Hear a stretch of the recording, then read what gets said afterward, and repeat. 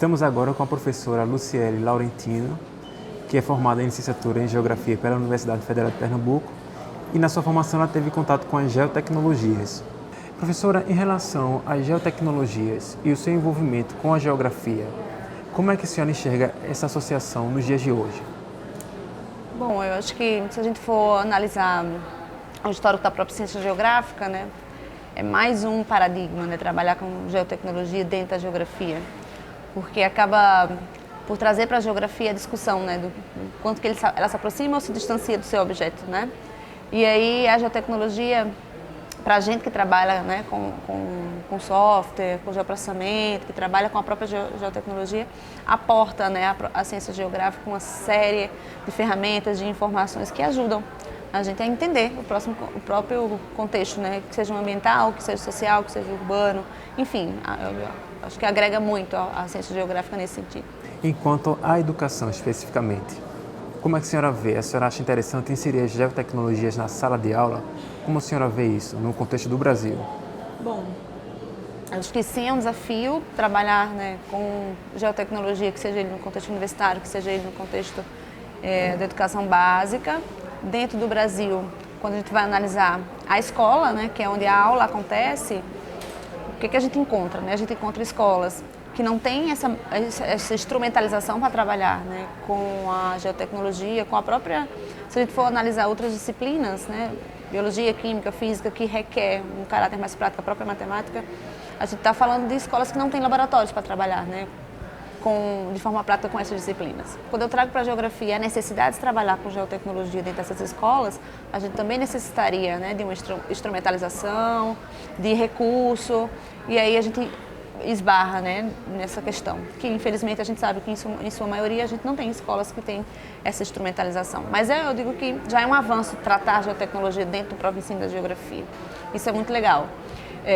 E seria digamos, uma outra questão que a gente precisa pensar dentro do ensino da geografia, dentro da geotecnologia e da educação básica, é a formação do professor, né? Como que esse professor está lá no chão da sala de aula, como que ele domina, né, efetivamente essas tecnologias. É um desafio. Se ele não teve na sua formação, a gente tem que pensar, né, um pouco sobre isso. Exatamente, inclusive na discussão sobre a nova base nacional curricular comum, uma das 7 competências a serem desenvolvidas pelo aluno de geografia diz respeito ao contato com a geotecnologia para desenvolver habilidades para resolver problemas que se referem a informações geográficas. E aí, a partir do que significa exatamente isso e a partir disso, quais serão os próximos desafios, na sua opinião?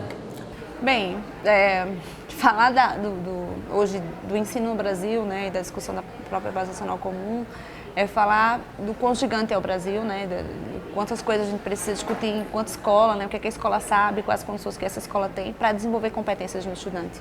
Um estudante que está inserido em uma sociedade que é diferente da linguagem da escola, né? A gente fala de escolas que ainda estão,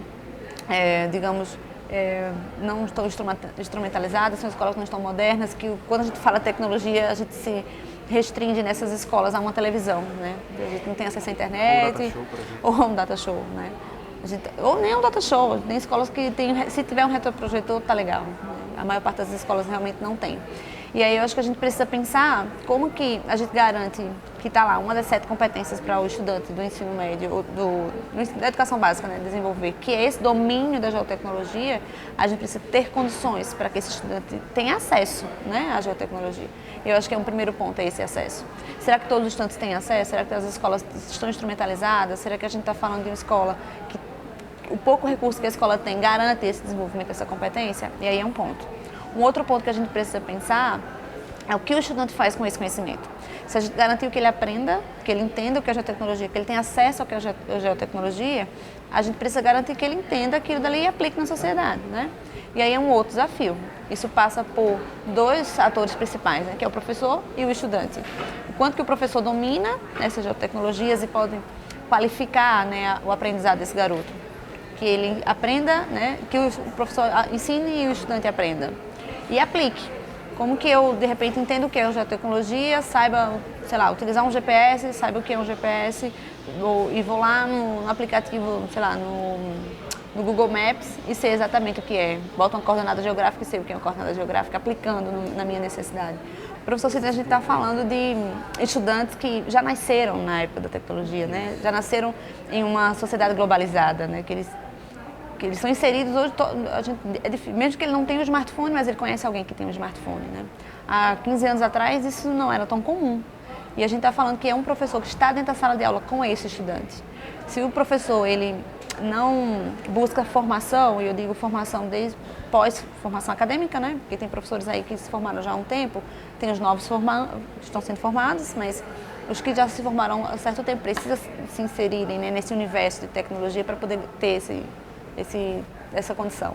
E os que estão se formando agora, eu acho que investir ainda mais no domínio dessa tecnologia para trazer para a sua aula uma aula mais atrativa, mais dinâmica, sabe, para poder garantir essa competência que a Base Nacional Comum está tratando hoje, né, o uso da tecnologia, da geotecnologia dentro do ensino da ciência, para poder fazer com que esse estudante tenha condições de aplicar na sociedade. Nos dias de hoje, na situação que a gente encontra o Brasil, essas faltas de estrutura escolar, etc., qual seria a proposta que a senhora daria já para inserir, nem que seja sutilmente, as geotecnologias em sala de aula? Essa sala de aula precisa estar cada vez mais inovadora, né? Esse estudante precisa se sentir atraído por ela. A gente está falando de um estudante que ele deveria querer estar dentro da escola.